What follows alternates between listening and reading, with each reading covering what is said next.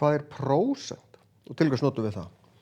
Prósent, við skrifum það svona, þetta þýðir af 100. 1% er 1 af 100. Þannig að 100% er allt sem ég er með. 100% af einhverjum hóp, það er allir í hópnum. 100% af verð á einhverju, það er allt verðið. En ég get fundið 50% og af því að 50% er helmingur af 100%, þá er 50% er helmingur, 1 af 2 af verðinu. Ef ég er með hópa krökkum, 50% hefur farið til útlanda. Þá hefur helmingurinn farið til útlanda. Síðan get ég haldið áfram. 25% er 1/4 af því að 25 er 1/4 af 100, þannig að 25% af einhverju er 1/4 af því. Ef að ég myndi labba inn í veislu og það eru 1/4 er í háum hælum, þá er það 25% og öfugt.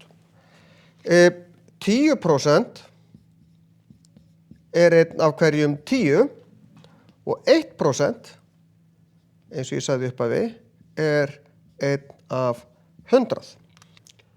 En hvernig finnum við hvað 15% er af til dæmis bara 400? Það eru 2 leiðir til þess að gera þetta. Ég get fundið að því að 15% er 10% og 5% er það ekki. Og ég veit að 10% er 1/10, þegar ég finn 1/10 þá tek ég bara 0 af það er 40. Og 5% er þá 20, helmingurinn af því, af því að 5% er helmingurinn, þannig að þá sé ég þetta er 60. Eða ég get skrifað töluna, og þess aðferð virkar alltaf. Töluna sem ég er með, deili með 100 af því að 1% er 1 af 100, þannig að þegar ég geri þetta þá finn ég 1%. Svo geri ég sinnum hvað ég er með mörg prósent.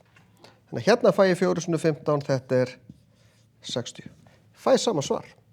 Þannig að hvort ég nota þessa aðferð, finn 10%, finn 5%, finn 1% og raði því saman, eða tek töluna, deili með 100, sinnum talan sem er hér. Það sem breytist er þessi tala, og þessi tala 100 er alltaf hérna, af því að prósent er 1 af hverjum 100.